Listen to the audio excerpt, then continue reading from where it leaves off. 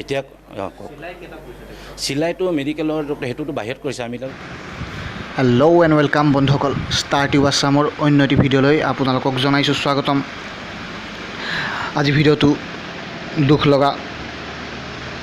আজি ভিডিঅ'টোত আপোনালোকক জনাম জুবিন গাৰ্গৰ বিষয়ে কিছু এটা ৰিপৰ্ট। আপোনালোকে হয়তো বহুতে গম পাইছে আৰু বহুতে হয়তো গম পোৱা নাই। জুবিন দাৰ আজি কিছু সময় আগতে এটা এক্সিডেণ্ট হৈছে। আমাৰ তথ্যই গম পোৱা মতে এক্সিডেণ্টটো অলপ ডাঙৰেই হৈছে।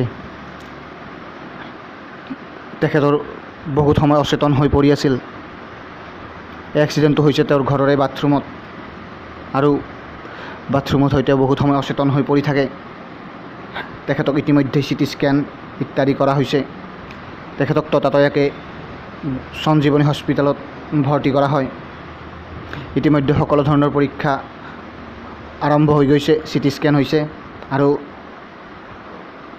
সঞ্জীৱনী হস্পিটেলত তেখেতৰ স্বাস্থ্যৰ পৰীক্ষা নিৰীক্ষা কৰি থকা হৈছে। বৰ্তমান ডাক্তৰে এটা মন্তব্য দিছে তেখেতৰ স্বাস্থ্যৰ ওপৰত। আহকচোন প্ৰথমে এতিয়া তেখেতৰ স্বাস্থ্যৰ উন্নতিৰ বিষয়ে কিছু আমি জানি লওঁ। কি ষ্টেজত আছে জুবিন গাৰ্গ তাৰ বিষয়ে কিছু আমি কথা জানি লওঁ। আহক পোনে যাওঁ ডক্তৰৰ কথাখিনি লৈ। চাওক, যেতিয়া তেখেত আহিছিলে, আমি যেতিয়া হিষ্ট্ৰীটো ল'লোঁ, তেখেত ডিব্ৰুগড়ৰে এখন কোনোবা ৰিচৰ্টত আছিলে। তাত থাকোঁতে বোলে ৰাতিপুৱা তেখেতে নিজে লগৰজনক কৈছিলে যে গাটো মোৰ অলপ আজি ভাল লগা নাই, অলপ চেলাইন মানে নিজৰ তেখেতৰ ভাৰ্চনটো কৈছোঁ, চেলাইন দিব লাগিব বুলি ক'লে। সেইটো টাইমতে তেওঁলোকে হস্পিটেললৈ আনিবলৈ ৰেডি কৰি থাকোঁতে মানে মিগি বেমাৰী বুলি যি কয় তেনেকুৱা ফিট এটা আহিলে তেখেতৰ, আৰু লগালগ তেখেতে তাতে ঢলি পৰিলে। তাৰপিছত তেওঁলোকৰ সতীৰ্থকেইজনে ইয়ালৈ লৈ আনিলে। অনাৰ পিছত আমি যিখিনি প্ৰাইমেৰী ট্ৰিটমেণ্ট, গোটেইখিনি ব্লাড প্ৰেছাৰ, চুগাৰ, সেইখিনি বস্তু আমি চোৱাৰ পিছত গম পালোঁ। তাৰপিছত আমি যে এইটো সঁচাকৈ এটা এপিলেপ্টিক ফিট আহিছিলে।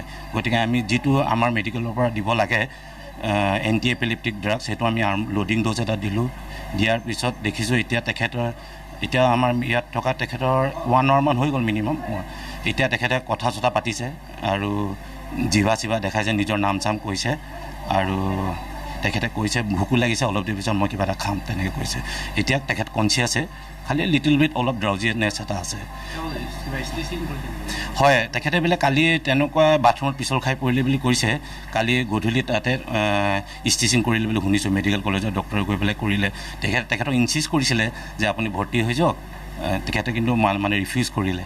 কিন্তু আমি আজি চিটি স্কেন চব কৰিলোঁ। চিটি স্কেন একচুৱেলি নৰ্মেল আছে, আৰু ECGও একো তেনেকুৱা হাৰ্টৰ একো প্ৰব্লেম পোৱা নাই তেনেকুৱা। আৰু অলপ নিউট্ৰিশ্যনৰ প্ৰব্লেম আছে, খোৱা বোৱা অলপ ভালকৈ কৰা নাই, সেইটো কাৰণে অলপ কেয়াৰ দিব লাগিব নিউট্ৰিশ্যন পাৰ্টটো।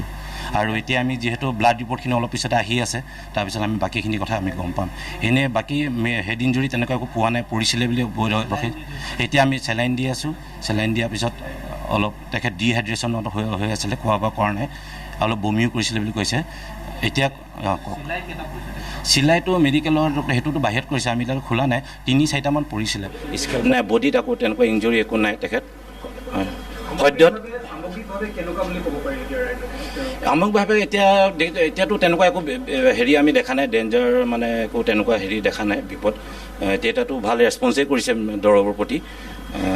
গতিকে চাওঁচোন কি হয়। ব্লাডৰ ৰিপৰ্টখিনি অলপ পিছত আহিব, তাৰপিছত আমি গম পাম। এতিয়া তেখেতৰ ডেফিনেটলি থাকিব লাগিব, অবজাৰ্ভেশ্যন থাকিবই লাগিব, কাৰণ এনেকুৱা ফিট আকৌ আপোনাৰ গেৰেণ্টি নাই আকৌ আহি যাব পাৰে। গতিকে আমাৰ অবজাৰ্ভেশ্যন মিনিমাম 24 hours ICUত থাকিবই লাগিব।